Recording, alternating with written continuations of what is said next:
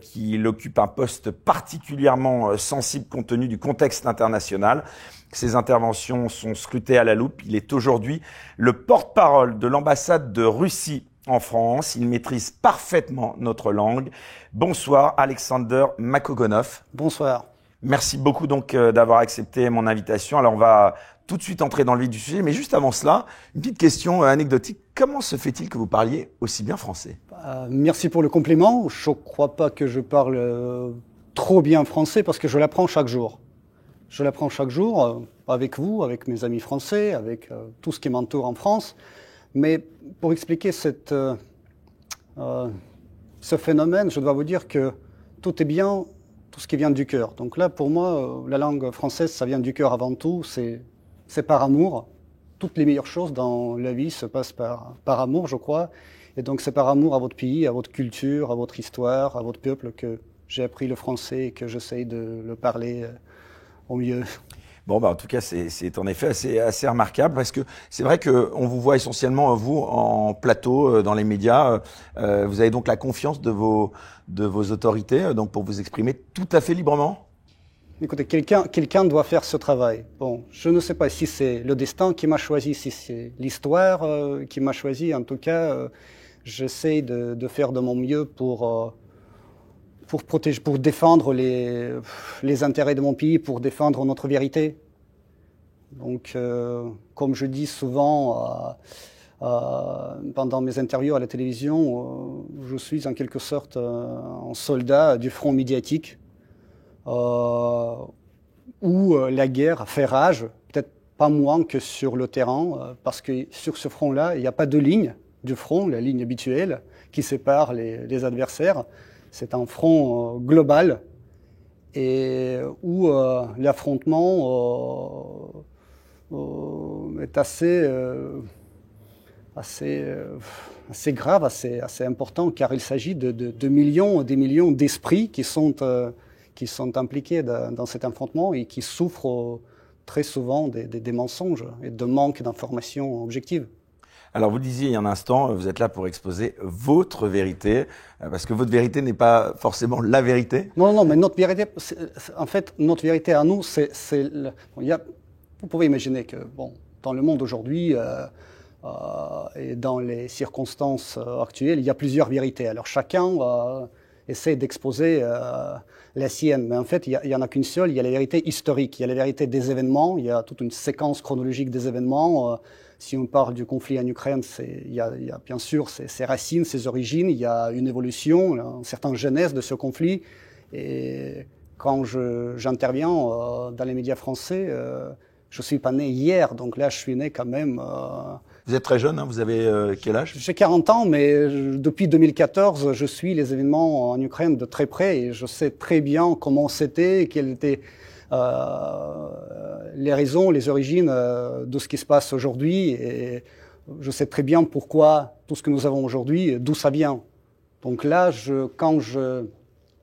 quand j'explique notre position, c'est pas parce que j'ai lu beaucoup de notes, de papiers, de consignes, etc. C'est parce que moi, en tant que Russe, j'ai vécu ça personnellement.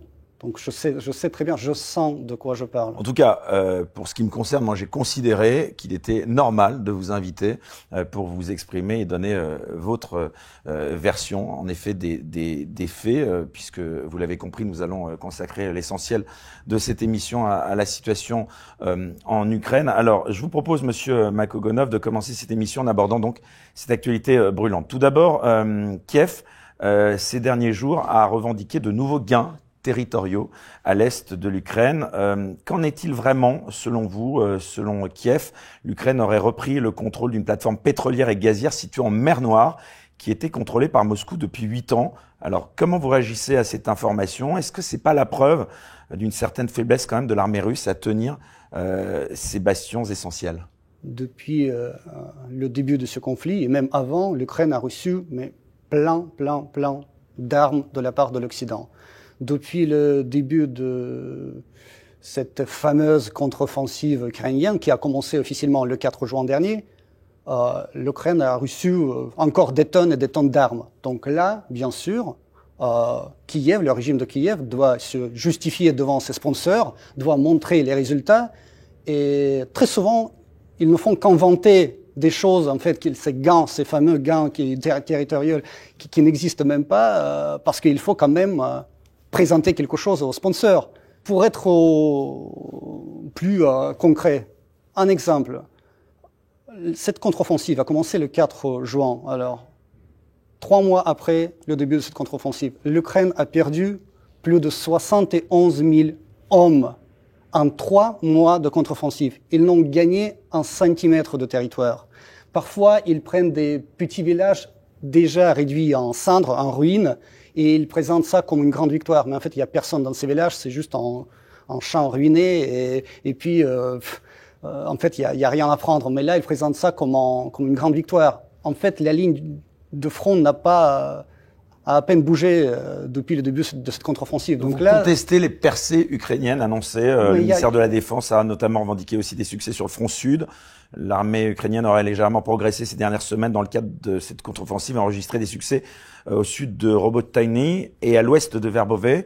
Vous confirmez cela ou pas? Écoutez, en ce qui concerne ce fameux village de Rabotino, en fait, c'est un village fantôme. Il y avait personne, il y a rien, il y a que des ruines.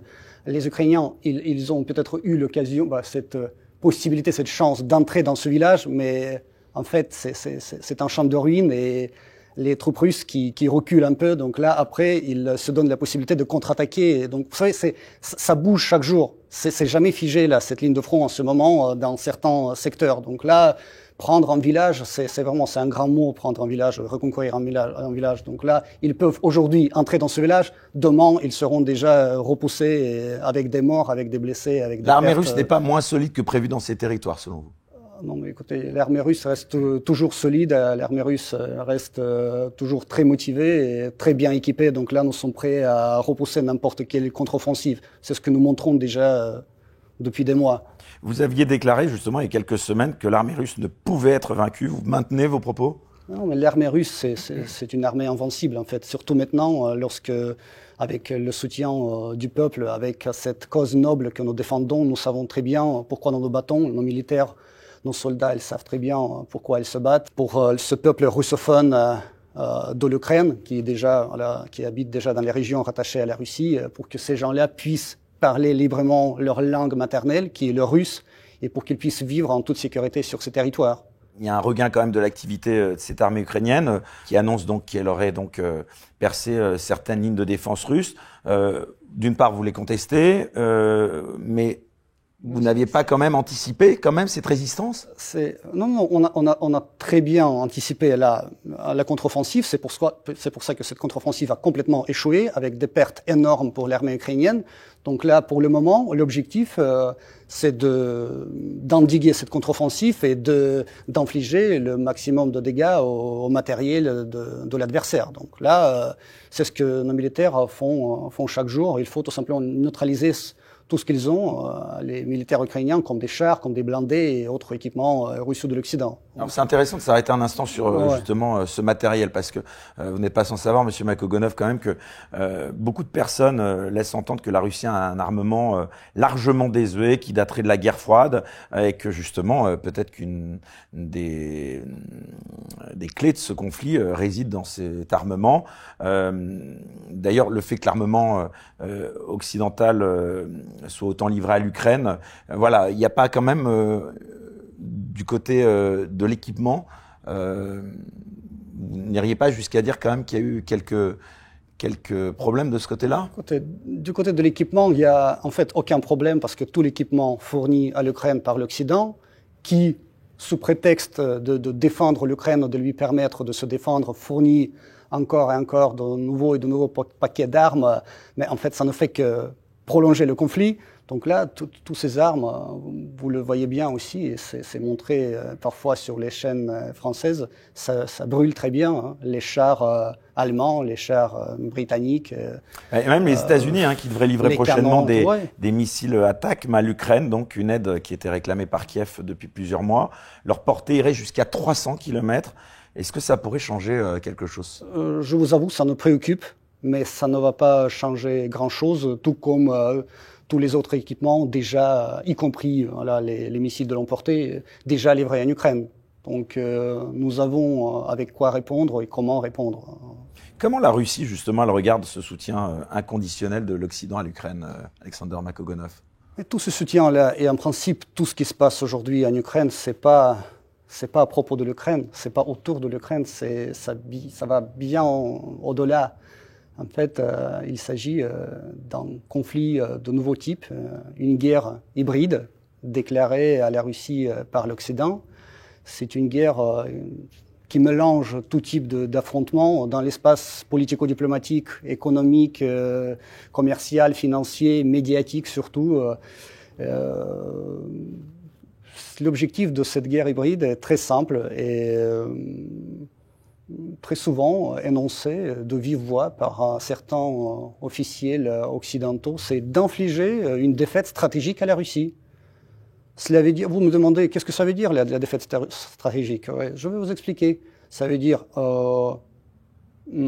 transformer la Russie à un État faible, indépendant, sans politique souveraine à l'intérieur et à l'extérieur, un État réduit à un statut d'une puissance régionale au mieux, mais au pire, c'est peut-être un État démembré même en plusieurs États, en plusieurs petites principautés, entre guillemets, très bien contrôlées de l'extérieur, et régler en quelque sorte la question russe. Parce que, vous savez, on le sait depuis déjà peut-être plusieurs siècles, nous les Russes, que la Russie, même par le fait de son existence, ça hérite l'Occident, vous voyez, parce que la Russie représente un certain défi à l'Occident sans le faire, en fait. On menace personne et on lance des défis à personne, mais c'est toujours, ça a toujours été très à la mode, mais vraiment, depuis des siècles, de diaboliser la Russie, de la présenter comme une menace, parce que ça permet de jouer sur ça à des fins politiques et géopolitiques aussi. Donc là, c'est ce qui se passe maintenant, c'est ce que nous voyons maintenant. C'est un grand jeu géopolitique. L'Ukraine aujourd'hui, c'est un pur produit de l'ingénierie géopolitique des États-Unis, avec un seul objectif de l'utiliser comme un bras armé contre la Russie. Alors justement, parlons un instant des États-Unis. Est-ce que vous pensez que l'élection américaine, la présidentielle de l'année prochaine, pourrait changer quelque chose à ce soutien? Nous ne sommes pas naïfs, on nourrit pas d'espoir. Si Donald Trump avait été encore au pouvoir, vous pensez que les choses auraient été différentes? Je dois vous rappeler que c'était Donald Trump qui a adopté le maximum de sanctions contre la Russie lorsqu'il était président. Donc là, nous ne sommes pas naïfs et franchement, on ne veut pas rêver et puis être déçu, non? Que le peuple américain choisisse son leader et puis on verra. Non, hein? Vous ne souhaitez pas donc le voir élu en 2024? Écoutez, on va voir. Ça, franchement, vu comment ça se passe aujourd'hui aux États-Unis, rien n'est gagné, rien n'est garanti. On n'imagine même pas qui sera le candidat. Alors là, maintenant, miser sur l'un ou l'autre, c'est trop tôt et c'est trop tôt d'en parler. Alors, Alexander Makogonov, on a quand même du mal aujourd'hui à comprendre, enfin pour nous en tout cas en France, la stratégie de la Russie aujourd'hui sur le front ukrainien. Est-ce que vous pouvez nous expliquer quelles sont les lignes directrices qui président aux actions sur le front aujourd'hui? Et puis, dans un deuxième temps, j'aimerais qu'on fasse le bilan justement de cette contre-offensive que vous ne reconnaissez évidemment pas, ukrainienne lancée au début de l'été. Donc voilà, les grandes lignes. Est-ce que vous pouvez nous les expliquer? Sur le plan militaire, je ne suis pas militaire, je ne fais pas partie du commandement militaire, alors je ne peux pas vous dire les lignes, disons, d'attaque ou de défense sur le front, ça non. Mais politiquement parlant, si on parle des grandes lignes, elles restent toujours les mêmes. Ces grandes lignes convergent avec les objectifs eux-mêmes de l'opération militaire spéciale lancée en février 2022. Donc là, avant tout, c'est d'assurer, alors de protéger les peuples du Donbass et du Sud qui habitent dans les territoires de ces nouvelles régions. Vous avez rappelé le début donc de ce conflit, de cette guerre. D'ailleurs, on va en parler sur un plan aussi sémantique, puisque vous ne vouliez pas employer le terme guerre. Ça dure quand même depuis longtemps. Ouais. Donc ça n'est pas la preuve déjà qu'il y a quelque chose qui est quand même un petit peu difficile à mais parfois, comprendre. Parfois on me demande, mais voilà, c'est pas une opération militaire spéciale, c'est une guerre, reconnaissez-le. Mais vous savez, une guerre, c'est un grand mot. Si on déclare une guerre à l'Ukraine, vous voulez qu'on fasse quoi? Vous voulez qu'on engage toutes nos armées, toutes nos forces armées, et qu'on attaque l'Ukraine massivement, qu'on bombarde les villes et les villages ukrainiens, qu'on tue la population civile. Vous le faites déjà pour certains. Non, pour certains, oui, exactement. Pour certains, c'est des spéculations. Parce que là, maintenant, nous restons, et ça c'est fait exprès, nous restons dans le cadre de l'opération militaire spéciale qui nous permet, justement, d'une manière, si je permets de dire, chirurgicale. Enfin, c'est même pas pour certains, pardon, voilà. vous le faites déjà. Oui, écoutez. Vous contestez ça ou pas? Non, mais ça nous permet. Les bombardements, il y en a. Non, je vous explique. Cette opération militaire spéciale nous permet de rester dans ce cadre, comme je vous ai dit, chirurgical, c'est-à-dire d'effectuer les frappes très ciblées contre les objectifs purement militaires ou civils qui servent à des fins militaires, ou de combattre contre ceux qui tiennent les armes dans les mains pointées contre nous. C'est ça. Les civils, quand vous voyez, par exemple, les images des immeubles résidentiels détruits, des civils qui souffrent, non, vous vous demandez toujours. Donc, laissez vraiment un peu de doute à vous-même. Demandez-vous alors d'où ça vient. Bien sûr, c'est très facile de rejeter toutes les responsabilités sur les Russes parce que la Russie est présentée comme un agresseur, mais les Ukrainiens, ils utilisent très très bien toute cette situation justement pour vous contester que la Russie soit accuser de tous les mots du monde. Mais je vous dis, parfois, c'est les ratés du système de la défense aérienne ukrainien. Donc là, ils essayent d'abattre nos missiles. Finalement, leurs missiles, ces installations qui sont déployées, vous savez, parfois sur les terrains de jeux d'enfants, au milieu d'un quartier résidentiel, bon, ça tombe sur les maisons et ça explose. Parfois, comme c'était le cas justement il y a une semaine, je crois, dans le village de Konstantinovka, avec une frappe, cette fameuse frappe sur le marché municipal au centre du village. Là, tout le monde tout de suite a accusé la Russie d'avoir bombardé le marché et d'avoir tué 16 ou 17 personnes. Et là, après, rien dans l'espace médiatique parce que c'était les Ukrainiens qui ont fait exprès, parce que le même jour, M. Blinken, le chef de la diplomatie américaine, était à Kiev. Il fallait montrer encore une fois à quel point les Russes sont méchants. Donc là, il fallait sacrifier quelque chose pour produire cet effet médiatique et politique. Donc là, ils ont essayé de le faire, mais ça s'est mal passé. Donc là, maintenant, personne n'en parle, parce qu'il y a trop d'évidence qui montrent que c'était les militaires ukrainiens qui ont effectué cette frappe. Et il y a tout un nombre d'exemples qui prouvent aussi d'autres crimes commis par ce régime de Kiev. Alors revenons justement à la perception de ce conflit et justement un instant à la perception de ce conflit en Russie, où on imagine que ça n'est pas du tout la même vision, mais comment est-ce que les citoyens russes regardent l'évolution de ce conflit quand même? Ce qui dure, ce conflit, on le disait depuis longtemps. Donc quel est de votre côté à vous le retour que vous avez? Est-ce que Vladimir Poutine et les dirigeants politiques et militaires ont toujours la confiance de la population?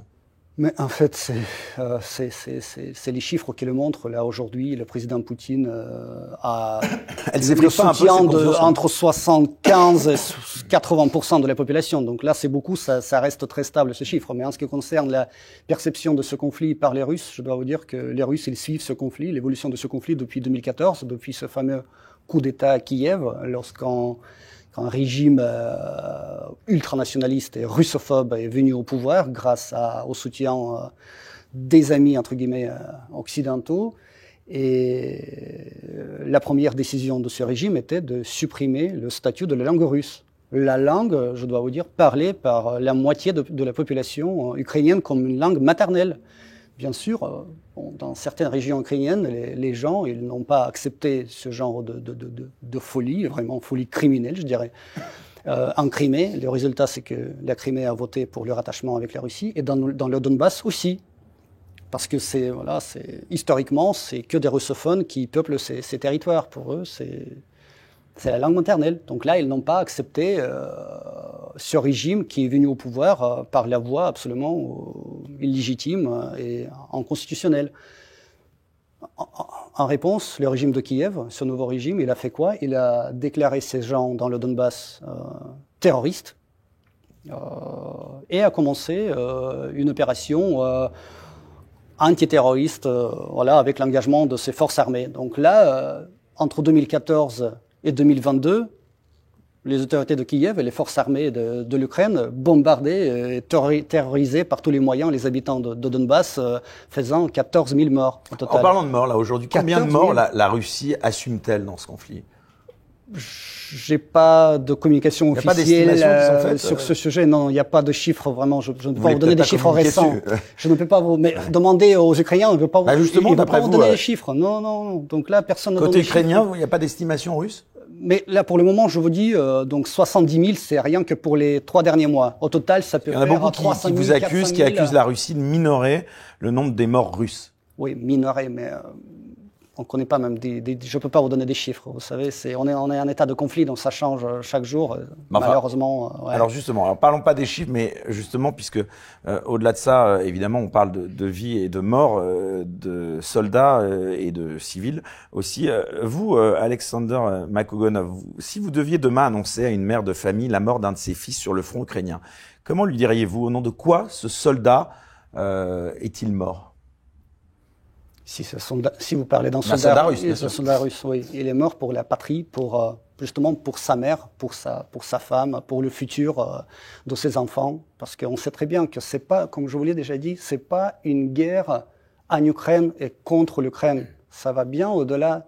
C'est en quelque sorte la guerre des mondes, si vous voulez, le monde russe là, que nous voulons protéger et préserver à tout prix, parce que pour nous, c'est un conflit absolument existentiel, c'est notre existence, c'est notre futur qui est en jeu. Tandis que pour les États-Unis, qui sont derrière le régime de Kiev, qui l'utilisent tout simplement comme une compagnie militaire privée, si vous voulez, ça c'est encore une guerre supplémentaire pour leur domination mondiale, encore un épisode dans toute cette longue épopée des guerres qu'ils ont déjà déclenchées ces 20 ou 30 dernières années. Vous voyez, donc là, pour nous, l'importance de ce qui se passe aujourd'hui, c'est énorme, c'est vital. C'est pour ça que chaque soldat, chaque volontaire qui va sur le front, il sait très bien pourquoi il y va. En tout cas, il y a beaucoup de monde mobilisé, puisqu'il y aurait plus d'un demi-million de Russes qui donc auraient rejoint l'armée en un an pour combattre en Ukraine. Cette campagne de recrutement, justement, et cette mobilisation, elles ont été lancées après que l'armée russe, justement, a dû battre en retraite au printemps 2022. Est-ce que vous nous assurez ici, Alexander Makogonov, que ces engagements sont bien volontaires, qu'il n'y a jamais de personnes qui sont contraintes? Et puis, quelles sont les réserves aussi humaines de l'armée russe aujourd'hui, si le conflit devait encore durer, ce qui est malheureusement à craindre? Je peux vous citer quelques chiffres, cités il n'y a pas longtemps aussi par le président Poutine. La Russie a mobilisé 300 000 hommes et nous avons également 200 070 volontaires qui se sont inscrits dans l'armée par leur propre volonté. Eux-mêmes, personne ne les a forcés. Donc c'est un engouement, ça, vous entendez? Vous savez, c'est un engouement patriotique, si vous voulez. C'est un élan patriotique. Je vous dis, les gens, ils savent très bien ce qui se passe. Ils se rendent bien compte de ce moment charnier, historique que nous vivons et pourquoi on doit se battre. En fait, si on parle des ressources mobilisables en Russie, c'est autour de 2 millions selon les estimations du ministère de la Défense, mais ça peut être, j'imagine, même plus, mais on n'a pas besoin d'engager autant de militaires, autant d'hommes. Comme je vous dis, on reste dans le cadre d'une opération spéciale. On ne déclare pas une guerre à l'Ukraine parce que ça exigera vraiment un effort colossal avec des dégâts colossaux. Mais ça sert à rien, en fait. C'est pas contre le peuple ukrainien qu'on se bat, pas du tout. Alors, il y a en tout cas cet été la mort de quelqu'un qui a fait beaucoup parler. J'aimerais un instant qu'on s'y attarde. C'est la mort donc de Monsieur Prigojine. Tout d'abord, quel bilan vous faites, vous, Monsieur Makogonov et votre pays, de la révolte du groupe Wagner et donc de ce qu'avait fait Monsieur Prigojine? Est-ce que, paradoxalement d'ailleurs, ça n'a pas permis au final, avec la mort de Monsieur Prigojine, permis de renforcer la position de Vladimir Poutine? Difficile d'expliquer ces motivations antérieures. Comment vous expliquez ça reste dans sa tête monsieur. Et ça restera toujours dans sa tête. On n'en saura rien. Mais peut-être c'était un coup d'émotion, un coup de colère contre quelque chose, un coup de mécontentement, ressentiment. C'est pas la preuve que M. Poutine est contesté en interne quand même par certains? Non, mais écoutez, ça n'a rien à voir. Ce coup de folie, si vous voulez, on l'appelle autrement rébellion ou mutinerie, mais bon, en tout cas, ça n'a rien à voir avec la politique. C'est quelque chose de très personnel. Il voulait en fait, montrer quelque chose, montrer son mécontentement par certaines choses. Difficile de dire vraiment, mais en tout cas, il n'a jamais contesté le pouvoir du président Poutine. se connaissent quand même depuis assez longtemps. Il y en a un, en tout cas, Volodymyr Prigojine Zelensky affirme que Vladimir Poutine a tué Prigojine. Vous lui répondez quoi? M. Zelensky affirme beaucoup de choses, très souvent sous l'emprise de certaines substances illicites. Donc là, il raconte et affirme beaucoup de choses. Mais, qu'est-ce que vous voulez dire par là? Oui, mais bon... Monsieur Zelensky prendrait des substances illicites? Oui, mais bon, vous savez, c'est pas moi qui vous devez le demander. Quel type de substance? Je ne peux pas vous donner des exemples concrets, mais c'est une information assez connue parce que là, il le reconnaissait lui-même dans ses interviews, étant encore à l'époque où il était artiste et comédien. Donc voilà, c'est très souvent ces déclarations et ces décisions, c'est tellement insensé que ça s'explique justement peut-être par l'effet de ces choses-là. En tout cas, récemment, donc en parlant justement de faits, le fait que les territoires russes soient quand même touchés par des attaques ukrainiennes, je pense notamment aux drones qui ont été lancés sur Moscou ces dernières semaines, ça c'est factuel. Est-ce que ça vous inquiète? Est-ce que ça vous conduit pas à réévaluer un petit peu la menace que constitue l'Ukraine pour votre pays, la Russie? Ce qui nous inquiète avant tout, c'est que ces attaques régulières à l'aide des drones... Comment la population réagit? Oui, exactement, à l'aide des drones. Ces attaques sont effectuées contre les objets civils et contre les populations civiles, avec un seul et simple objectif d'intimider la population russe, de semer la panique, parce qu'en fait, lorsque les drones attaquent les gratte-ciel dans le City à Moscou, vous savez, c'est un quartier business, donc là, ça n'a aucune valeur militaire, aucune valeur tactique, c'est juste pour intimider. Et là, lorsque ces drones sont lancés un petit peu partout ils peuvent atteindre plusieurs régions russes. Ils sont dirigés très souvent contre les objets qui n'ont rien à voir avec les militaires. Donc là, franchement, ça ne fait que prouver la nature criminelle et terroriste du régime de Kiev qui est prêt à recourir à tous les moyens. Pardon, M. Makogonov, mais en représailles justement, votre pays aussi aurait lancé des drones kamikazes sur l'Ukraine et sa capitale. Vous confirmez pas ces informations? Lorsque la Russie lance, que ce soit des missiles, que ce soit des drones, c'est lancé d'une manière très ciblée. Les militaires savent très bien où lancer ces missiles ou ces drones parce que là, ils savent très bien quels sont les objets, à quoi ils servent. Donc là, si vous avez remarqué, après ces attaques, et parfois massives, du côté russe, donc il n'y a pas des milliers, des centaines ou des dizaines de civils qui sont morts. Donc là, ça ne fait que prouver le caractère vraiment très, très, très ciblé et très précis de nos frappes. On sait très bien ce qu'on fait. Nous ne voulons pas intimider la population ukrainienne ou produire un effet psychologique ou médiatique. C'est pas notre objectif. Nos objectifs sont purement militaires. Et pourtant, enfin justement, vous dites purement militaire, mais enfin beaucoup accusent la Russie de s'adonner à des crimes de guerre. Vous leur répondez quoi? Vous les comprenez? C'est un narratif, un très bon mauvais narratif, je dirais, inventé en Ukraine ou à l'Occident, peu importe, ou en Ukraine à l'aide de l'Occident, et diffusé très très vite par les médias. Si on se souvient de cette fameuse histoire de Boutcha ou d'autres épisodes pareils. Donc là, c'est assez artificiel. Ça n'a qu'un seul objectif, c'est de diaboliser encore plus la Russie, de discréditer les forces armées russes et de présenter la Russie comme le mal absolu, justement pour justifier tout ce qui se passe du côté ukrainien. Et justement, plus largement, quel est votre regard quand même sur cette réaction que vous citez des populations, notamment occidentales, à cette guerre et l'hostilité qui est quand même assez largement répandue à la Russie? Vous en avez quand même conscience, vous qui habitez en France actuellement? Oui, mais c'est regrettable, c'est horrible, c'est contre la nature, c'est vraiment... Moi, je le vis très très mal parce que, par exemple, si on prend l'exemple de la France, j'ai consacré presque toute ma carrière diplomatique aux relations russo-françaises. J'ai connu vraiment les meilleurs moments, les culminations de ces relations avec les grands événements politiques, économiques, culturels. Et là, maintenant, ça me fait mal de voir l'état de nos relations. Ah oui, mais est-ce qu'avec cette guerre, la Russie, elle n'a pas perdu quand même une part importante de ses soutiens en Occident? C'est regrettable, ça. C'est regrettable vraiment de voir à quel point les informations sont tordues, perverties, déformées et présentées d'une manière très... Alors justement, parlons-en de ce traitement médiatique. Très biaisé. Quel regard vous avez là-dessus, justement, le traitement médiatique de cette guerre qui est fait par les médias français et plus largement occidentaux. Là, ça m'intéresse d'avoir votre regard là-dessus. Écoutez, mais nous faisons face à une machine de propagande de l'Occident qui marche à plein régime, en utilisant vraiment tous les moyens, y compris les mensonges, juste pour encore diaboliser la Russie, pour la discréditer. Vous trouvez qu'ils sont injustes vis-à-vis de la Russie ?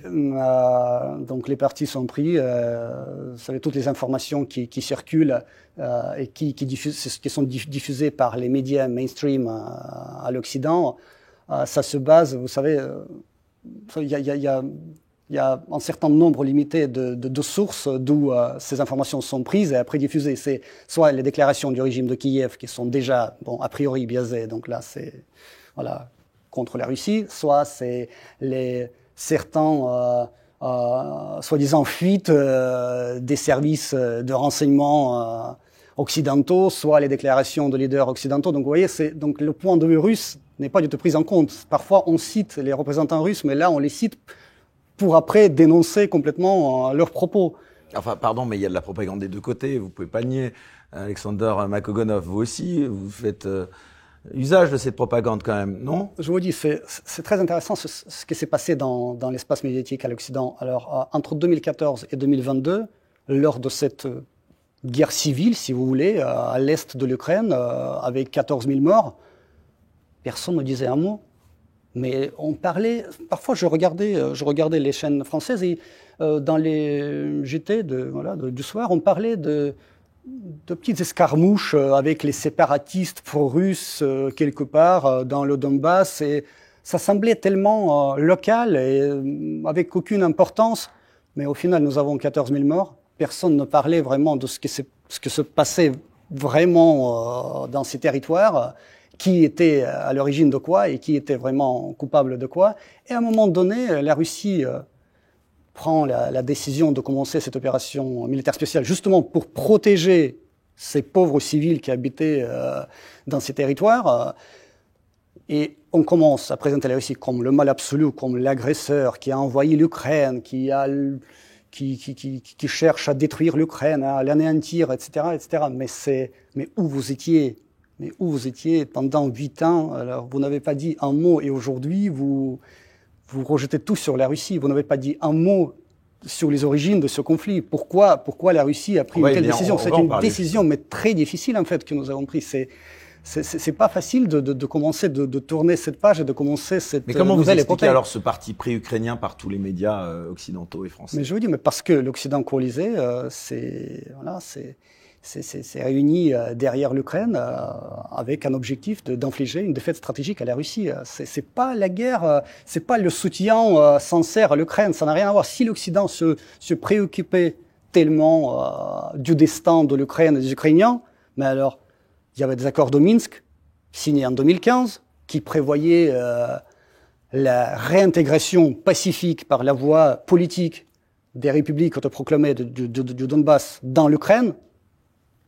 Sans un moindre coup de fusil. Il fallait juste, je sais pas, aider Kiev ou ordonner Kiev de mettre en œuvre ces accords de Minsk. Et voilà, donc là, des milliers et des milliers de vies d'Ukrainiens auraient pu être sauvées. Mais là, finalement, comme il s'avère, et là, c'était confirmé par les propos de Madame Merkel, qui a mis d'ailleurs sa signature comme garant sur les accords de Minsk. Elle a dit que ces accords-là, c'était juste un moyen de gagner du temps pour préparer l'Ukraine à l'affrontement contre la Russie. Et donc là, ces propos étaient reconfirmés par M. Hollande, l'ex-président français, qui a mis aussi sa signature comme garant sur ces accords-là. Donc là, vous voyez, donc là, personne ne voulait sauver les Ukrainiens, aider l'Ukraine. Tout le monde voulait que ce conflit éclate un jour, et c'est ce que nous voyons aujourd'hui. Donc là, c'est pas à propos de l'Ukraine, je répète. Mais vos détracteurs aussi, si je peux me permettre, sont aussi ceux qui disent, et ce serait intéressant d'avoir votre avis en réponse, vos détracteurs disent justement que les médias russes sont à la solde du pouvoir et qu'ils mentent à la population dans une logique justement d'enrôlement idéologique. Donc c'est exactement le le procès que vous faites aux médias occidentaux, on pourrait peut-être le faire aux médias russes, non? Mais les médias russes, je vous dis, au moins les médias russes montrent ce que s'est passé en Ukraine dans les périodes de 2014, entre 2014 et 2022. Donc là, ce qui se passe maintenant, pour n'importe quel spectateur, justement, pour n'importe quel spectateur, c'est clair parce que ça a une continuité absolue, la chronologie est vraiment inébranlable. Donc là, tout est clair. Mais je dois vous dire quelque chose de plus, en fait. Il y avait un certain nombre de vos confrères français qui se sont rendus dans le Donbass en 2015 et en 2016 et après, et qui sont toujours là et qui diffusent les informations vraiment objectives étant sur le terrain, mais ces informations-là, ça n'existe que sur Internet, en fait. C'est les médias mainstream, ça les bloque complètement. Mais je veux pas citer les noms, bien sûr, je ne veux pas, mais c'est aussi ça fait donc cacher la vérité, camoufler la vérité ou de ne pas donner la sortie pour la vérité, ça fait aussi un des instruments de la propagande occidentale et des médias occidentaux. En parlant de cette propagande occidentale que vous dénoncez, vous pensez qu'un jour la Russie pourra retrouver une image positive en Occident? Ça va pas se faire ni aujourd'hui ni demain. Ça prendra du temps, bien sûr. C'est pas pour le moment, vu l'état de nos relations. Je parle en général entre la Russie et l'Occident. Ce sera pas quelque chose de très rapide. Peut-être, c'est pas une seule génération d'hommes politiques à l'Occident qui doit changer pour recommencer à faire des efforts pour la normalisation avec la Russie. Là, on se rend bien compte de la situation actuelle. Est-ce qu'il y a une nouvelle génération d'hommes politiques aussi en Russie pour le moment, dont vous pourriez peut-être faire partie? Je dois vous dire une chose. À cette étape historique, l'Occident a perdu la Russie. Et ça, c'est clair. La Russie cherche de nouveaux partenariats et elle le fait avec un grand succès. Nous avons des partenaires et des amis partout dans le monde. Les mythes inventés et diffusés à l'Occident sur cette fameuse isolation russe de la Russie, mais c'est que des mythes et ça ne tient pas du tout la route. La meilleure preuve de ça, je vais vous citer les exemples concrets pour ne pas vous raconter des histoires. Prenons le forum économique à Saint-Pétersbourg qui s'est tenu en juin dernier à Saint-Pétersbourg. Il y avait des représentants de 130 pays. Il y avait des milliers, je peux même pas vous citer le chiffre exact, mais des milliers de représentants de 130 pays. Puis, en juillet, nous avons acquis le forum, aussi à Saint-Pétersbourg, le sommet Russie-Afrique, avec les représentants de 50 pays africains. C'est presque tout le continent, sauf à l'exception de, 3 ou 4 pays. Puis, en août, sommet de BRICS, où la Russie était parmi les membres fondateurs du BRICS et qui a accueilli dans ses rangs encore 6 pays de plus. 6 pays à ne pas négliger. Donc là aussi, on n'est pas du tout isolé. Et là maintenant, il y a quelques jours, la Russie a accueilli à Vladivostok le forum économique oriental, avec la participation du président Poutine qui était là, avec les représentants de 50 pays. De quelle isolation pouvons-nous parler? Ça, c'est un mythe et il faut arrêter avec ça parce que ça discrédite ceux qui diffusent ce mythe. La Russie n'est pas isolée, c'est un pays immense qui couvre 17 millions de kilomètres carrés de surface de la Terre, qui s'étend de la mer Baltique à l'océan Pacifique et qui a des intérêts, et je répète, des amis et des partenaires partout. On va revenir à la place de la Russie dans le monde dans un instant. J'aimerais qu'on revienne, si vous le voulez bien, à ce conflit. Sur les objectifs de la Russie, est-ce que vous pouvez nous indiquer aujourd'hui quels sont ces objectifs? Conserver les territoires conquis ou aller plus loin? L'hiver là qui s'annonce, est-ce qu'il sera décisif selon vous? Quelles sont les perspectives de ce conflit à vos yeux dans les prochains mois? Personne ne pourra vous le dire. Personne ne pourra vous répondre à cette question, je vous assure. Parce que beaucoup de choses, vraiment beaucoup, dépendent de la situation sur le terrain. Une sortie négociée, est-ce qu'elle est encore possible selon vous? La Russie n'a jamais fermé la porte aux négociations, ce qui a été confirmé par notre volonté par notre réponse positive à l'initiative du président Zelensky qui l'a lancée je sais pas, quelques jours après le début de l'opération militaire spéciale, c'était en mars 2022, et la Russie a commencé à négocier justement la paix avec l'Ukraine, mais ces négociations ont été torpillées par Kiev, qui avait ses conseillers anglo-saxons derrière et qui n'ont pas permis à Kiev justement de signer la paix à l'Ukraine parce qu'ils s'intéressent beaucoup plus à la guerre qu'à la paix. Donc là, pour nous, et le président Poutine l'a répété, je crois, à plusieurs reprises, la Russie est toujours prête aux négociations, mais nous avons nos conditions et qu'il faut prendre en compte. Ce ne sera pas les négociations d'une puissance vaincue, ce sera les négociations qui prennent entièrement en compte nos intérêts et les objectifs de l'opération militaire spéciale. Sinon, elle est pour rien, tout simplement. Est-ce qu'il y a des négociations non officielles entre les représentants de la Russie et des dignitaires occidentaux actuellement? Mais si c'est non officiel, alors ça veut dire que personne n'en sait rien. Je ne peux pas vous le dire. Ouais. Bon, est-ce que je vous pose la question peut-être de manière un peu plus différente en tout cas. Est-ce que vous avez toujours des contacts avec des interlocuteurs au Quai d'Orsay Mais est-ce que tout est rompu? Non, mais quand même, nous gardons les contacts avec nos collègues du Quai d'Orsay. Et avec l'équipe d'Emmanuel Macron, du président de la République français? Les contacts aujourd'hui au niveau avec les représentants français, ils sont réduits au strict minimum en fait. Ils portent plutôt un caractère technique. Il n'y a pas de contact. Ça n'a rien à voir avec ce que nous avons eu il y a quelques années. Donc là, en principe, si on parle en général, les relations sont gelées dans tous les sens, même sur le plan culturel. Vous voyez, même ce domaine-là a aussi souffert de toute cette conjoncture politique d'aujourd'hui. Donc là, il y a rien dont on pourrait être fier. Mais justement, vous disiez un instant que ce ne serait pas en tant que position d'une puissance vaincue ou pas vaincue. Pourquoi est-ce que enfin en tout cas l'impression qu'on peut avoir, que certains peuvent avoir et que en tout cas, on relève, c'est qu'on a l'impression que la possibilité d'une négociation, en tout cas d'une sortie de ce conflit par la négociation, est très difficile à admettre de votre côté. On se trompe? On se trompe.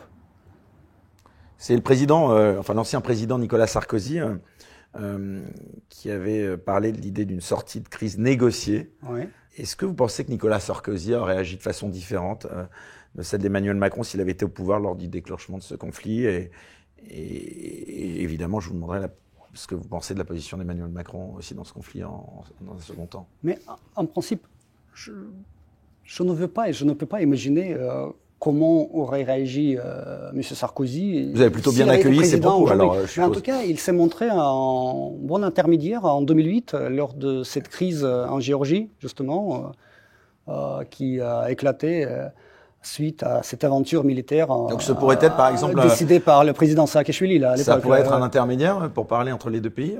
Non, je ne peux pas vous le dire. S'il pourrait accomplir cette fonction aujourd'hui, c'est pas si simple la situation actuelle parce que vous savez, la France elle a eu déjà sa chance d'agir comme un honest broker, comme un bon intermédiaire avec les accords de Minsk où elle a mis sa signature en tant que garant, mais bon, vous voyez, ça a échoué cette mission. Donc là, maintenant... Pourquoi je vous dis ça? Parce qu'on n'avait pas très bien cerné un petit peu la relation qu'il y avait entre Nicolas Sarkozy et Vladimir Poutine. Est-ce qu'il y a un changement dans la perception des relations entre les présidents? Puis c'est une question aussi de personne. La relation entre Vladimir Poutine et Sarkozy était meilleure selon vous?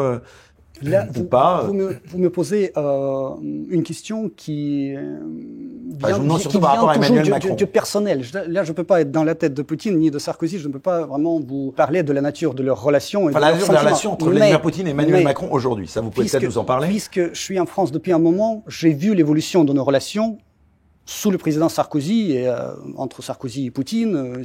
En tout cas, nous, on a vu la distance, nous, observateurs, on a vu la distance de la table en Russie entre Vladimir Poutine et Emmanuel Macron. Et on avait parfois l'impression que ces relations étaient pour le moins glaciales, quoi. Écoutez, mais bon, cette fameuse table, tout le monde en parle. Vraiment, si on regarde sur Internet, il y a plein de discussions sur ce sujet, plein de blagues et plein d'interprétations différentes. Mais bon, là, c'est une question purement protocolaire. Là, c'est il y a des tables. Oui, nous avons des tables. Veut pas dire... Au Kremlin, ils ont des tables différentes, d'une taille différente. Non, mais les symboles, vous savez. Oui, peut-être ça symbolise quelque chose. Vous savez, oui, plus que personne, en Russie, les symboles ont une importance considérable. Mais oui, peu importe. Si la table petite est grande, c'est surtout le résultat de l'entretien autour de cette table qui est important. En fait, autant que je me rappelle, le président Poutine et le président Macron, ils ont passé 6 heures ensemble et le président Poutine a tout très bien expliqué en détail à son homologue français. Mais finalement... Qu'est-ce que vous pensez du rôle d'Emmanuel Macron dans ce conflit? Parce que c'est ça finalement qui est le cœur du sujet, aussi pour nous. Vous savez, la position en général, si on parle de la position de la France, aujourd'hui, à l'égard de la Russie, à l'égard de ce conflit. Il y a toujours un rôle. Si vous me demandez comment vous pouvez caractériser cette position, moi je vous dis, pour nous c'est une très très très profonde déception. Car la France, d'un côté, avec ses liens multiséculaires avec la Russie, avec vraiment le caractère un peu extraordinaire historiquement de ces liens, avec toute son expérience comme intermédiaire dans d'autres conflits, avec son prestige international. Avec son influence, vous diriez avec encore son influence, oui, avec son influence, bien sûr, au sein de l'Europe, au sein du monde occidental et dans le monde entier, aurait pu jouer tout son rôle, mais vraiment à part entière dans ce conflit et en invitant en se positionnant au milieu et en invitant les deux parties de négocier la paix. Mais vous voyez la réaction de la France, donc là, elle suit la logique de la solidarité transatlantique qui l'oblige à soutenir toutes les décisions des États-Unis et soutenir l'Ukraine par tous les moyens, mais au final, ça ne fait que prolonger le conflit. Ça ne sert pas à la cause de la paix, ça ne fait que prolonger la guerre. Et c'est ça qui déçoit, parce que la France aurait pu, je vous dis, jouer tout son rôle à ce moment historique. Justement, vous parlez du prolongement de ce conflit. On a beaucoup craint, depuis février 2022, un emballement du conflit et sa potentielle mondialisation. Est-ce que c'est exclu, selon vous, encore aujourd'hui? Vous parlez de quoi? Le risque que ce conflit puisse dégénérer encore de manière toujours plus gravement. Oui, vu la politique de l'Occident. La Russie, est-ce qu'elle a réellement envisagé, un temps au moins, d'utiliser l'arme nucléaire? Est-ce que vous pouvez nous répondre? Non, mais ça, c'est encore un narratif inventé par l'Occident pour faire peur aux enfants. Enfin, moi, je me souviens de vous sur quelques plateaux, c'était sur BFM de mémoire, où vous étiez plutôt... vous étiez grave sur cette question. Non, personne n'est grave sur cette question, parce que là, dans notre doctrine militaire, c'est écrit noir sur blanc les objectifs de l'utilisation, les conditions de l'utilisation de l'arme nucléaire. C'est strictement à des fins défensives. Soit si la Russie est attaquée par les armes nucléaires, soit si la Russie est attaquée par les armes conventionnelles, mais son existence est en jeu. Enfin là, la Russie prendrait aussi la responsabilité de la destruction du monde. C'est pas du tout maintenant le cas. Donc là, c'est hors de question l'utilisation des armes nucléaires, que ce soit des armes tactiques ou stratégiques. Non, on ne parle pas de ça du tout. La Russie fait partie du club des puissances nucléaires. Nous sommes dotés, bien sûr, ça nous donne la force, mais c'est aussi une énorme responsabilité. La responsabilité pour le monde entier. Puisque si jamais... pour le monde entier, pour la vie dans le monde. Ce serait la destruction du monde qui serait en jeu. Exactement. Et nous restons toujours responsables sur ce plan-là. Et pour nous, c'est tabou. Pour le moment, c'est tabou. Je vous dis, on reste toujours dans le cadre de notre doctrine. Mais si quand même, vous voulez parler de l'utilisation des armes nucléaires et d'une menace nucléaire, je dois vous rappeler qu'il y a une certaine puissance dans le monde qui a déjà utilisé les armes nucléaires dans les conditions réelles. C'était pas des essais nucléaires, mais c'était des conditions réelles, absolument, contrôler la population réelle contre des centaines de civils qui finalement ont trouvé la mort sous les frappes nucléaires. Et je parle justement du porte-flambeau de la démocratie, les États-Unis. Là, il faut plutôt demander à eux ce qu'ils en pensent, parce que si vous vous souvenez, je ne sais pas, en octobre 2022, Washington a publié une nouvelle stratégie de la sécurité nationale. Bon, voilà, je ne peux pas vous donner le titre exact de ce document, mais en tout cas, il y a des alinéas consacrés à l'utilisation justement des armes nucléaires. Et là, le cadre, les contours, si vous voulez, de l'utilisation des armes nucléaires sont très flous. Ça dépend des risques, des risques pour la sécurité des États-Unis. Donc là, voilà, ça dépend. Donc il faut plutôt se préoccuper de ce côté-là. Pour la Russie, je vous ai tout expliqué. Un conflit avec l'OTAN et donc l'Europe et même les États-Unis est-il encore envisageable à vos yeux? Est-ce que la Russie serait capable de mener une telle guerre? Si le conflit devait s'enliser et s'aggraver encore plus. On n'aura pas de choix. On devra se protéger, mais franchement, nous ne voulons même pas y penser. Hein. C'est pratiquement la fin du monde, hein, parce que tout le monde le sait, la Troisième Guerre mondiale sera nucléaire. Donc là, à quoi ça sert de déclencher cette guerre? Et pourquoi aujourd'hui, on entend de partout, et toujours, le mot guerre, guerre, guerre, guerre. Nous avons oublié le mot diplomatie, par exemple, le mot paix, diplomatie pour la paix. Quand on entend les discours, les propos des dirigeants occidentaux, c'est toujours la guerre, il faut faire la guerre. Hein, il n'y a pas de place, il n'y a pas du tout, il n'y a plus de place pour la diplomatie. C'est ça qui est inquiétant. Et ça inquiète non seulement nous, les Russes, mais j'imagine que ça peut inquiéter le monde entier, parce que si l'Occident privilégie la langue de menace, d'intimidation, de pression, de chantage et de sanctions, mais ça ne fait que, vous savez, ça ne fait que peur à tous les autres acteurs internationaux, et l'Occident commence vraiment à perdre sa crédibilité.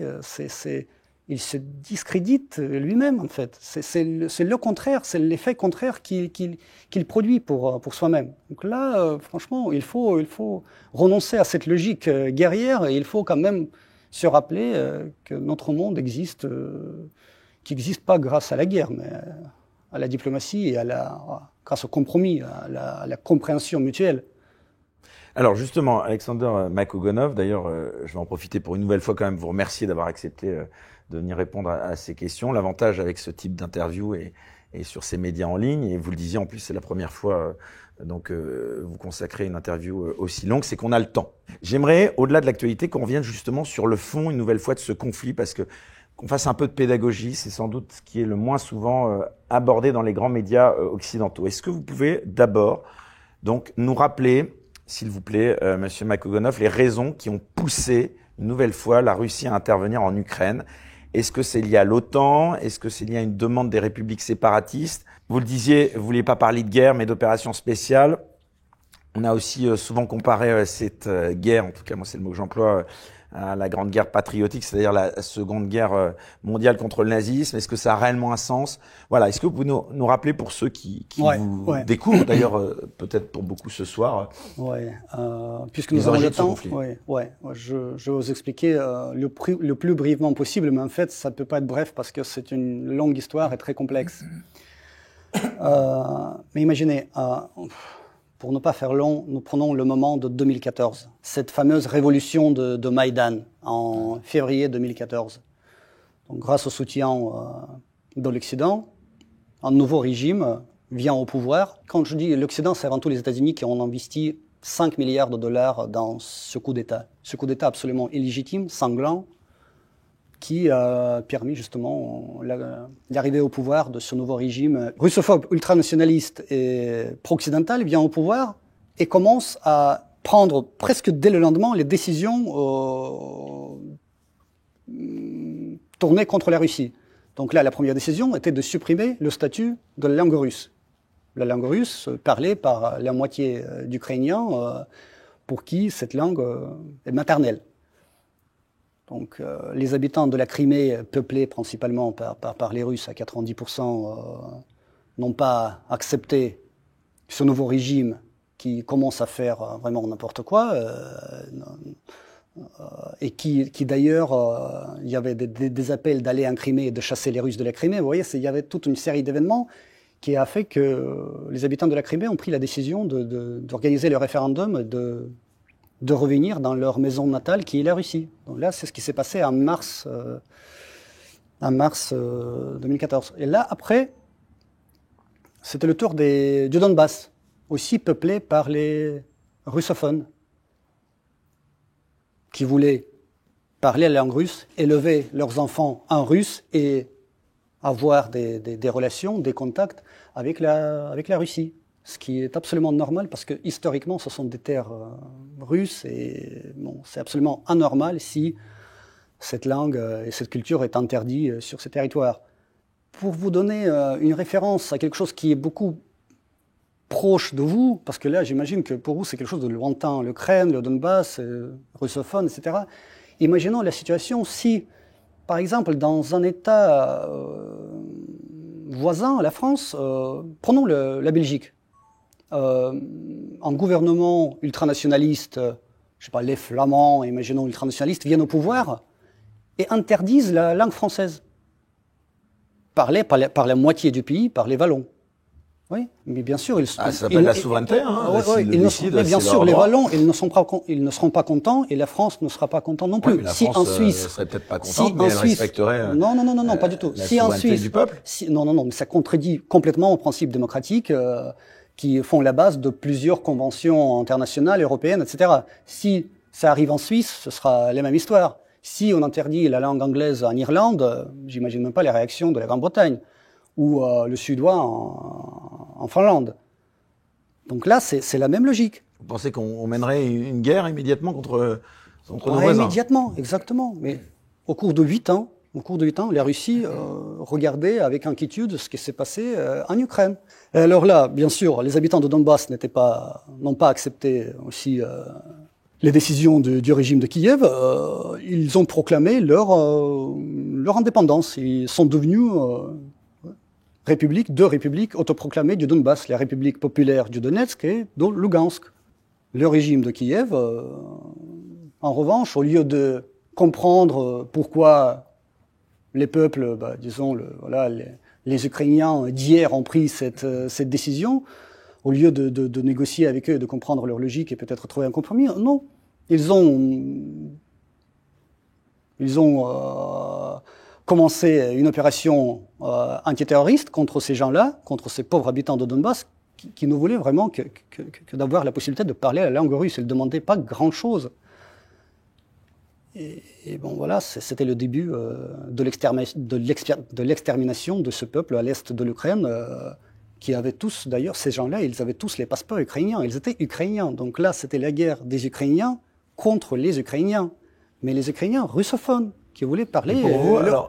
Pour vous, l'Ukraine est comparable à l'Allemagne nazie? Non, mais moi, je ne parle pas de ça. Pourquoi vous parce que, je vois bien, vous voulez nous emmener, c'est de dire que... Le problème, c'est que le régime de Kiev, aujourd'hui, il y a 5 ans, ou il y a 10 ans, en 2014, là, il s'inspire beaucoup de l'idéologie par nazie. l'extermination, donc... Regardez ce qui se passe. Donc là, ces ultranationalistes qui viennent au pouvoir, ouais, la langue russe, c'est juste un épisode, mais en même temps, ce qui se passe dans ce pays-là, ils commencent à combattre contre tout ce qui est russe, contre tout ce qui rappelle la Russie ou lié à la Russie ou à l'époque soviétique, etc. Ils remplacent tout ça, y compris les symboles. Vous savez, quand vous voyez les monuments aux dirigeants soviétiques ou maréchal de l'armée soviétique renversé. Et voilà, c'est toute cette logique poursuivie par le régime de Kiev, justement pour éradiquer tout ce qui est russe. Donc là, ils ont choisi comme leur idole les collabos nazis de la Seconde Guerre mondiale, Bandera et toute cette bande de voyous. Au XXIe siècle, dans les places centrales des villes ukrainiennes, y compris à Kiev, on voyait régulièrement les marches aux flambeaux avec les drapeaux, avec des symboliques nazis, avec les grands portraits de Bandera et d'autres collabos nazis connus pour leurs atrocités et connus pour les tueries qu'ils organisaient en tuant les Russes, les Ukrainiens, les Juifs. Le vocabulaire que vous employez d'extermination, quand même, est très très très fort.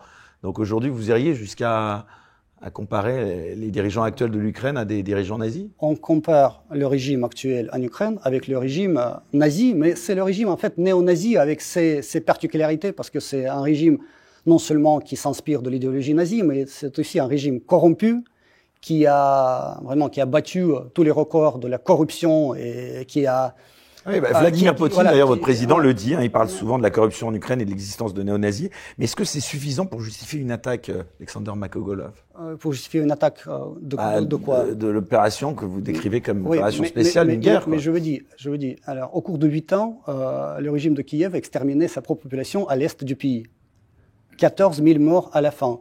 Combien de temps encore la Russie doit observer tout ça tranquillement? À un moment donné, on sait très bien que, et en plus on était au courant des projets de Kiev de commencer une grande offensive contre le Donbass et finalement de prendre cette région par le feu et pas par le fer et par le feu, si vous voulez. Donc là, on a anticipé d'une semaine ou de 2 semaines ce que le régime de Kiev voulait faire dans le Donbass lui-même. Donc régler définitivement ce conflit. Le régime de Kiev, qui était gavé d'armes occidentales pendant toutes ces années-là, et donc qui était prêt à terminer à régler cette question définitivement. Et puis après, c'était le tour de la Crimée, qui est désormais russe, et c'est une question indiscutable, mais en tout cas, au niveau doctrinal, pour le régime de Kiev, la récupération de la Crimée, c'était aussi dans ses projets. C'est pour ça que, donc, là, il y a 2 volets de notre opération militaire spéciale, c'est de protéger les populations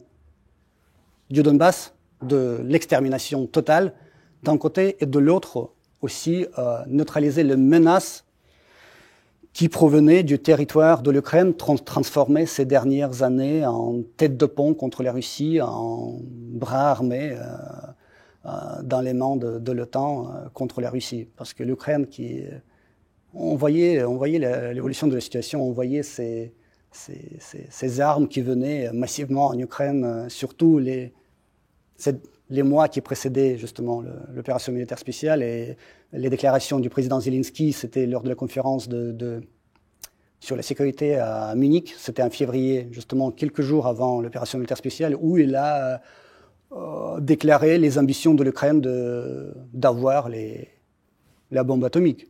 Donc là, franchement, cette situation est devenue à un moment donné intolérable. Il faut qu'on anticipe, parce qu'il vaut mieux prévenir que guérir. On ne voulait pas avoir les nazis aux portes de Moscou comme c'était en 1941. Donc là, on a tiré des leçons de l'histoire, et là, finalement, on a réussi d'anticiper. J'aimerais qu'on revienne aux accords de Minsk, qui ont cristallisé quand même tous les débats. Est-ce que vous pouvez d'abord nous rappeler un petit peu la teneur de ces accords? Je peux vous résumer ces accords pour être... On accuse souvent la Russie d'avoir violé ces accords. Est-ce que c'est le cas à vos yeux? Tout d'abord, là c'est complètement absurde d'accuser la Russie de ne pas respecter les accords de Minsk, parce que la Russie n'était pas signataire des accords de Minsk. Les accords de Minsk ont été signés entre le régime de Kiev, les autorités de Kiev, et les républiques du Donbass sur les règlements pacifiques de leur conflit. La Russie, tout comme la France et l'Allemagne, ont apposé sa signature en tant que garant des accords de Minsk, en tant que garant de leur mise en œuvre. Donc là, il ne faut pas mélanger les garants, les signataires, etc. Donc là, c'est la première chose. Ce n'est pas à la Russie de remplir les accords de Minsk. Il y avait des parties signataires. Pourquoi les pays occidentaux ont été si aveugles justement face au non-respect de ces accords par l'Ukraine, selon vous? Je vous reviens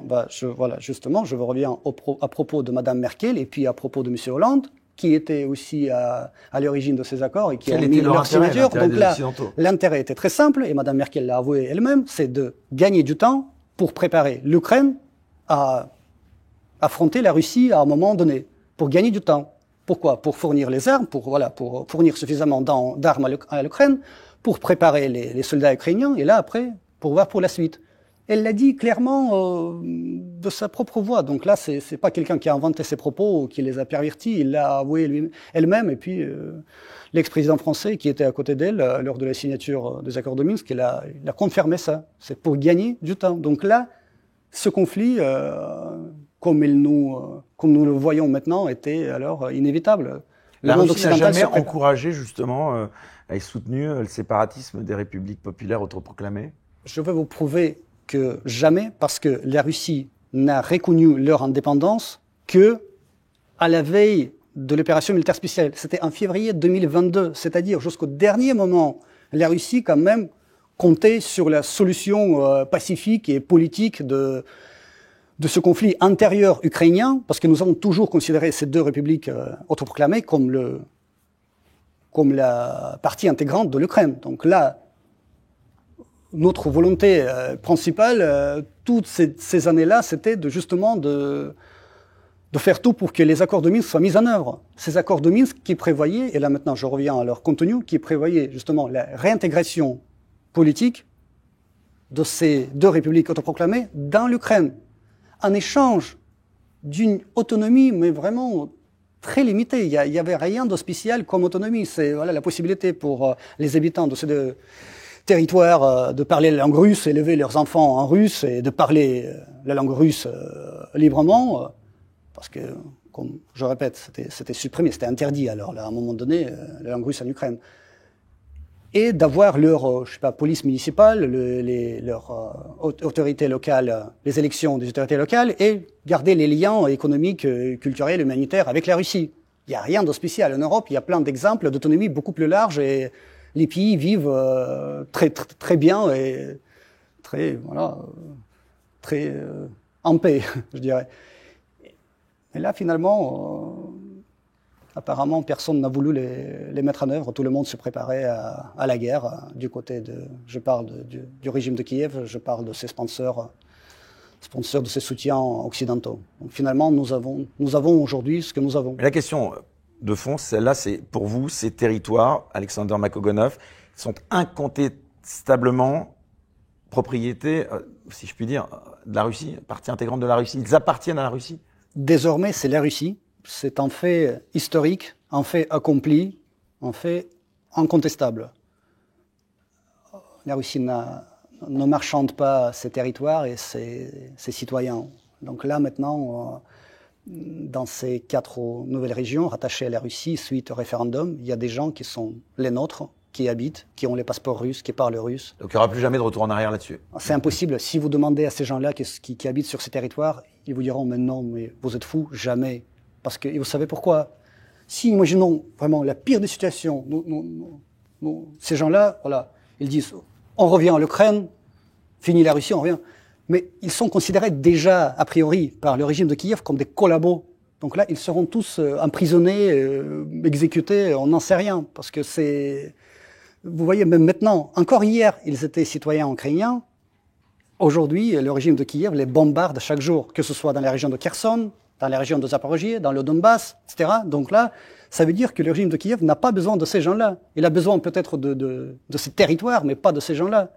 Et là, nous ne pouvons pas céder ni nos territoires, ni nos citoyens. Donc là, on va les protéger jusqu'au bout et développer ces régions sur le plan économique, social. Quoi qu'il en coûte, quand vous dites on va les protéger jusqu'au bout, ça veut dire quoi qu'il puisse se passer. Non, c'est pas la logique de quoi qu'il en coûte. Nous faisons ce que nous faisons avec les moyens que nous avons, sans engager les moyens, sans aller à l'extrême. Donc pour le moment, les moyens engagés sur le front pour protéger ces territoires nous suffisent. Là, vous considérez que vous n'êtes pas encore allé à l'extrême? Non, mais on est. Comme dit le président Poutine, la Russie n'a rien encore commencé. Vous voulez, mais vous savez, j'ai l'impression que dans le monde occidental, certains, ceux qui spéculent sur ce mot guerre, ils veulent vraiment que la Russie déclare la guerre à l'Ukraine et que la Russie rase l'Ukraine de la carte du monde, mais c'est pas notre logique. C'est plutôt la logique de vos chers amis anglo-saxons qui préfèrent de bombarder les villes et des villages avec les civils dedans, ce qui a été bien démontré sur l'exemple de l'ex-Yougoslavie, de l'Irak, de la Libye, de l'Afghanistan, etc. Non, mais c'est pas notre méthode. Le soldat russe, c'est pas un tueur, un voleur, un violeur, un pilleur. C'est un défenseur, c'est un libérateur. Mais revenons à l'histoire justement. Vladimir Poutine, votre président, a parfois évoqué l'origine russe de l'Ukraine, ou plutôt les origines ukrainiennes de la Russie. Pour vous, l'Ukraine, c'est la Russie, ou pas? C'est une question très complexe. En fait, si on prend Kiev, depuis l'époque médiévale, c'est le berceau de notre civilisation russe. C'est pour ça que ce territoire-là, à l'époque médiévale, ça s'appelait la Russe de Kiev. Donc là, il n'y avait aucune Ukraine sur la carte du monde. L'Ukraine a été créée par Lénine en 1922, qui a pris un stylo, en crayon, là, et qui a dessiné les contours de l'Ukraine en lui attribuant les régions historiquement russes, peuplées par des Russes. Et je parle notamment du Donbass, qui était le cœur battant de la Russie industrielle à l'époque. Donc là, justement, il a voulu de mélanger les paysans sur les territoires de l'ouest de l'Ukraine centrale, et avec le prolétariat du Donbass. Voilà, c'était ça le dessein politique de Lénine. Donc là, c'est une créature, l'Ukraine, c'est une créature assez récente sur le plan historique, donc qui n'a que 100 ans d'histoire. Et donc là, quand vous demandez si l'Ukraine c'est la Russie, en principe, ce territoire-là, ça a toujours été la Russie. C'était l'Empire russe. Si on prend par exemple les villes ukrainiennes, mais vraiment, il n'y a pas une seule ville construite par les Ukrainiens. La plupart des villes ukrainiennes est fondée, construite, défendue ou reconstruite par les Russes ou par les Soviétiques. Mais vous voyez, c'est beaucoup plus complexe que ça. Si on parle de l'ouest de l'Ukraine, c'est les anciens territoires polonais ou hongrois, austro-hongrois ou romans. Mais là, en principe, la plupart de l'Ukraine, ça a toujours été, en principe, la Russie sur tous les plans là, sur le plan civilisationnel, culturel, linguistique. Mais paradoxalement, est-ce que vous craignez pas justement avec cette guerre, ou cette opération spéciale, à vous entendre, d'attiser justement un nationalisme ukrainien qui n'existait pas justement forcément par le passé? Mais oui, mais le nationalisme ukrainien, c'est une créature artificielle. Ça date du 19e siècle, et à l'origine de ce nationalisme, c'était les Autrichiens, les Austro-Hongrois, qui voulaient justement déstabiliser l'Empire russe par déstabilisant cette communauté à la frontière ouest de l'Empire russe, qui se considérait russe ou pas trop russe. Vous voyez, c'est une question aussi. Laissons ça aux historiens, parce que ça va nous prendre peut-être des heures et des heures de creuser les détails des origines du mal. Mais en fait, oui, il y avait des puissances étrangères, extérieures, qui jouaient sur ce nationalisme ukrainien et qui nourrissaient exprès ce nationalisme ukrainien artificiellement, justement pour l'utiliser comme une arme contre la puissance russe. C'est quoi les enjeux sous-jacents de ce conflit, justement? Est-ce qu'il y a qu'une question d'identité, ou est-ce qu'il n'y a pas plutôt des enjeux économiques, financiers aussi là-dessous? Des enjeux économiques, financiers, vous allez trop dans les détails, ça figure pas parmi les objectifs de ce que nous faisons maintenant. Pour nous, c'est plutôt politico-sécuritaire, parce que, comme je vous l'ai déjà dit, c'est tout d'abord protéger les populations, neutraliser les menaces en provenance du territoire de l'Ukraine. Les vraies menaces, les menaces militaires, parce que l'Ukraine, c'est, d'après cette tendance de ces dernières années, mais vraiment se transformer devant nos yeux à une tête de pont contre la Russie. On a beaucoup parlé avec les armes, avec tout, oui. On a beaucoup parlé du rôle de l'OTAN. Avec les perspectives, justement, avec les perspectives d'entrée de l'OTAN, dans l'OTAN et tout ça. Oui. Donc là, pour nous, c'était une ligne rouge. Vous pensez que l'Ukraine était sur le point d'intégrer l'OTAN, vous?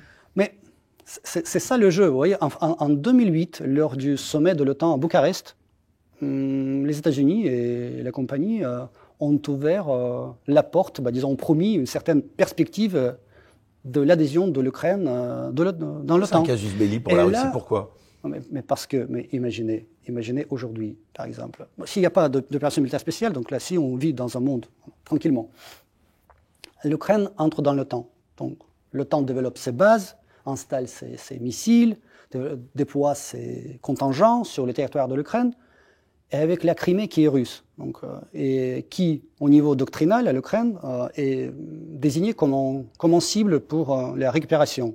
Donc, l'Ukraine tente de récupérer la Crimée par la voie militaire, bien sûr.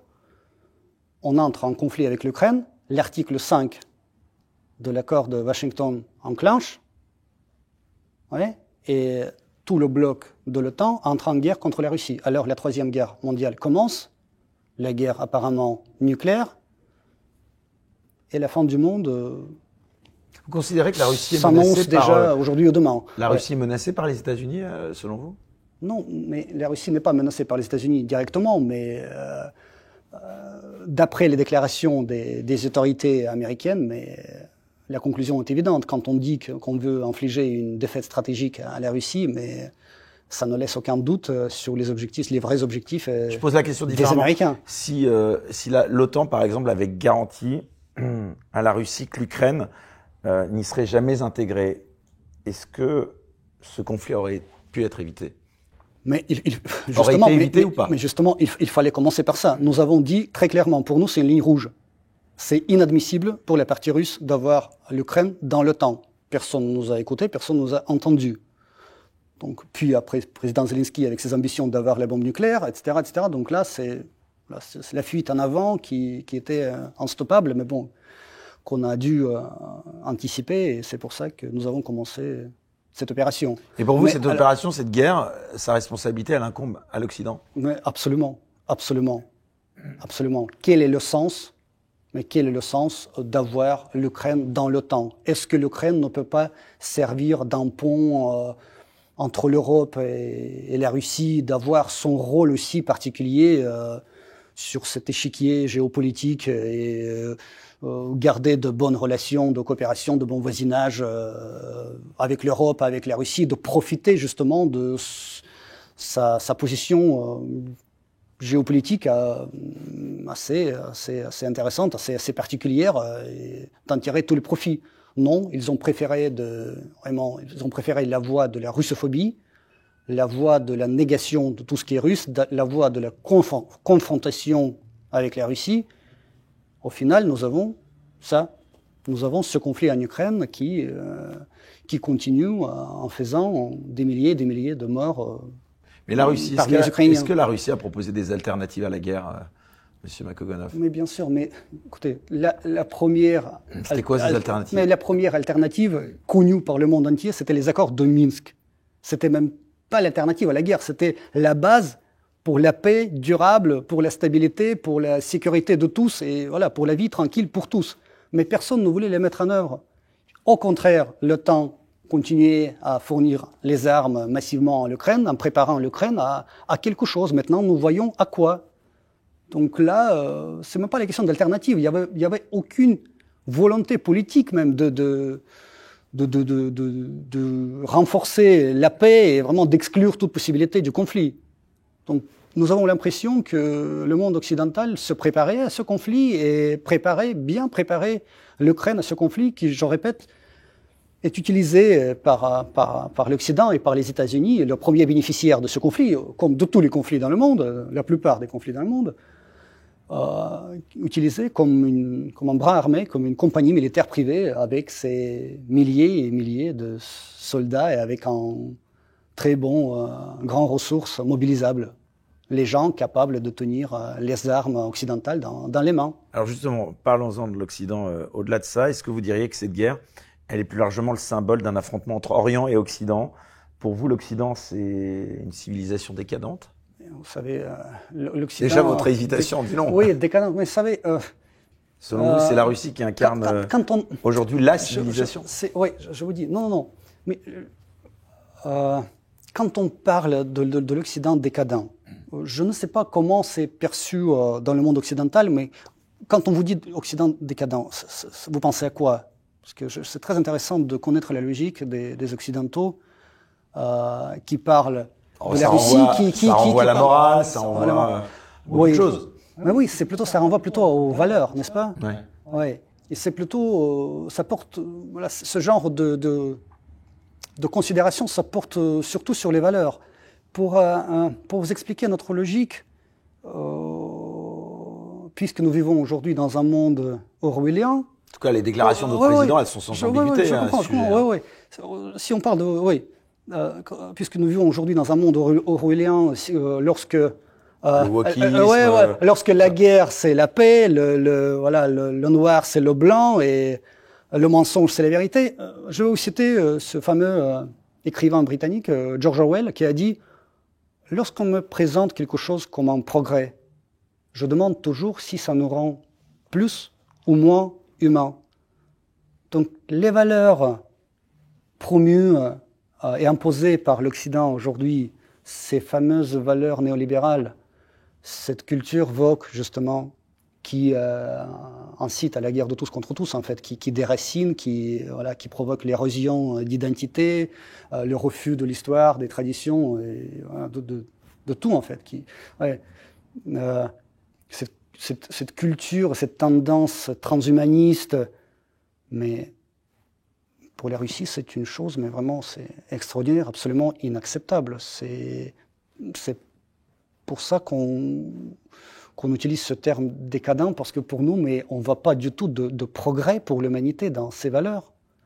Et je dois vous dire plus, ce n'est pas le narratif russe, genre, voilà, que nous avons inventé et nous voulons imposer au monde entier, que l'Occident décadent. Non, mais ces valeurs ne sont pas partagées par la majorité écrasante du monde.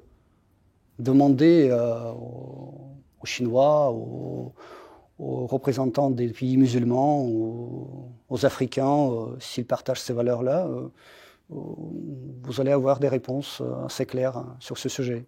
Donc c'est plutôt dans ce sens-là qu'on utilise cette terminologie, mais ça n'a rien à voir contre l'Occident, c'est juste notre préoccupation en quelque sorte au niveau de ces valeurs qui ne sont pas les nôtres.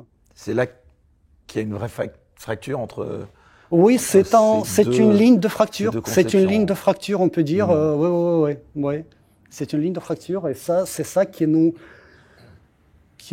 sépare d'une manière assez explicite et grave, parce qu'il y a beaucoup plus de choses qui nous unissent que celles qui nous séparent. Mais là, sur ce plan-là, oui, ça c'est vraiment une ligne de fracture.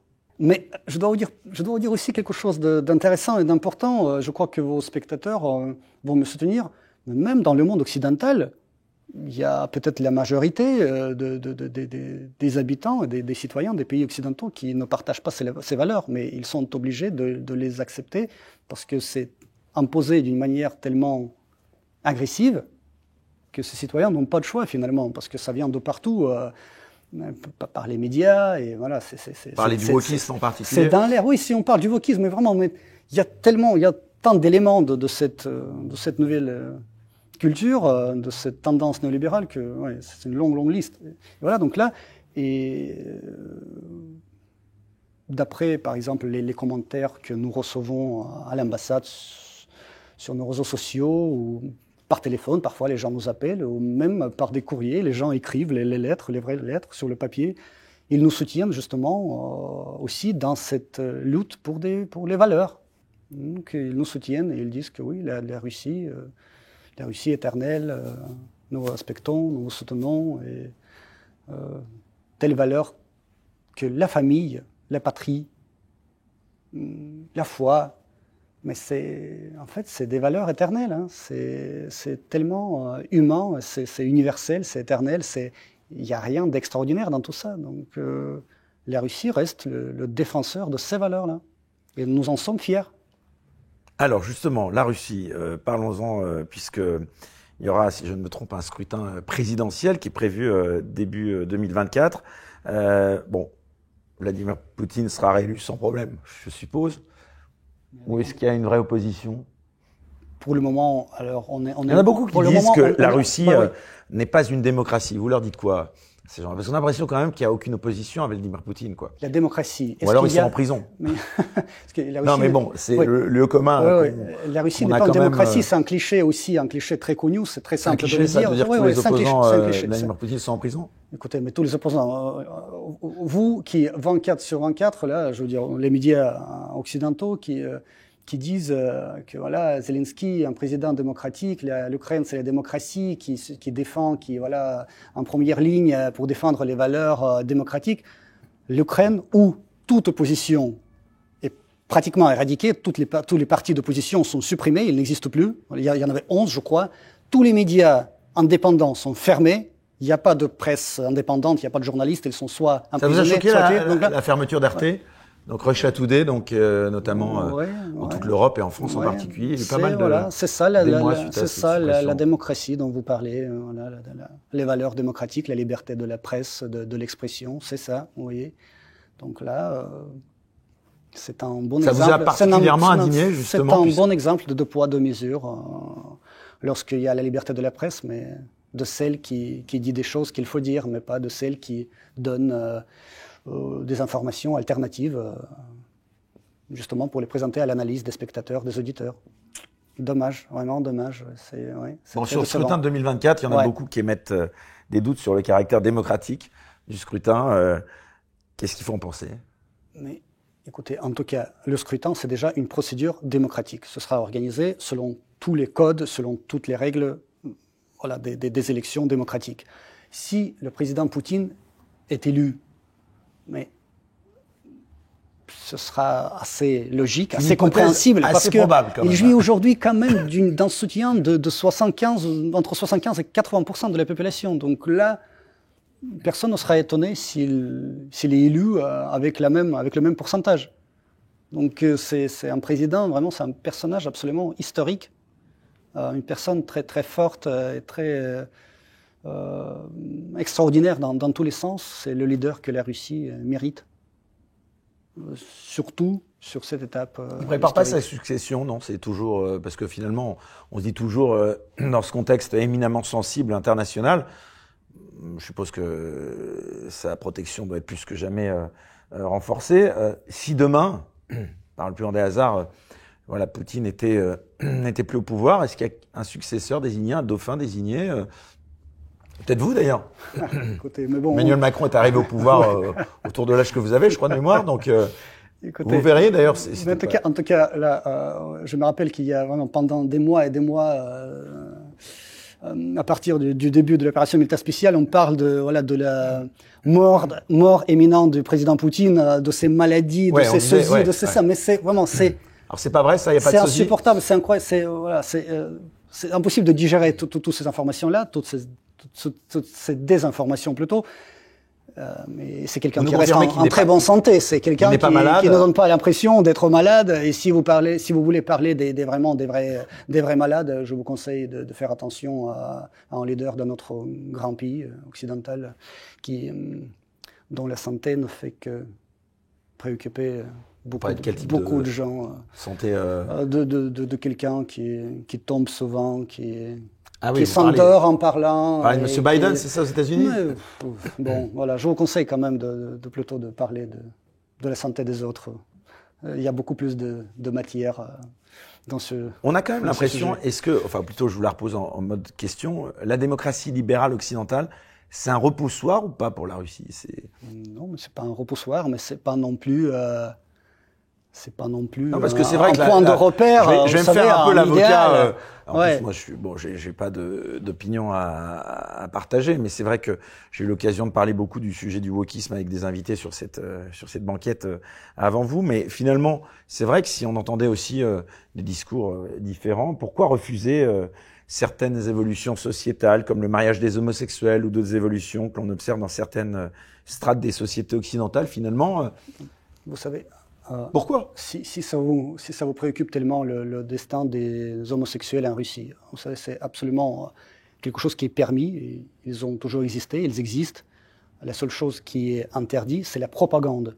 Ça, c'est autre chose. Vous voyez, la propagande au niveau législatif, c'est interdit. Et donc là, puisque ça correspond pas à nos valeurs, à nos traditions et à notre mentalité, on préfère de se protéger de ça, mais en principe, ça existe et personne ne les tue, personne ne les bat, et ne les attaque, non. Donc là, il n'y a pas de... Ils ne sont pas maltraités, les homosexuels en Russie ne sont pas maltraités. Mais en tant que je sache, par exemple, à Moscou, il y a des établissements pour eux, les bars, les clubs et tout, ça existe depuis longtemps. Et bon, ça existe toujours, c'est pas un grand problème, c'est pas une raison d'inquiétude, et vraiment, c'est pas une raison pour laquelle, notamment l'Occident, doit critiquer la Russie. En principe, c'est pas un problème. Il faut pas gonfler vraiment le problème où il n'est.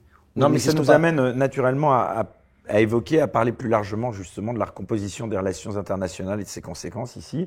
Donc est-ce qu'on peut dire que cette guerre a définitivement coupé les relations entre l'Orient d'un côté et l'Occident de l'autre?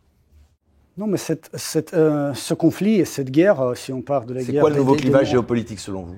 Mais écoutez, mais c'est ce que vous voyez aujourd'hui, cette nouvelle tendance vers le monde plus juste et multipolaire, justement. C'est le Sud global qui lève la tête, il y a de nouveaux pôles de puissance on a un choc de civilisation vraiment aujourd'hui, selon Non, vous? c'est pas le choc de civilisation. On a toutes les chances d'éviter ce choc de civilisation si on réfléchit avec du bon sens et si le monde occidental abandonne cette tentative de préserver à tout prix son hégémonie sur le monde qui dure déjà depuis 5 siècles. Mais le monde change et aujourd'hui le monde change très très vite. Et ce mouvement, cette avancée vers le monde multipolaire est instoppable. C'est un processus irréversible. Il faut à un moment donné savoir le reconnaître. Et c'est ça, ce sera ça la puissance de l'Occident, c'est de reconnaître la nouvelle donne géopolitique.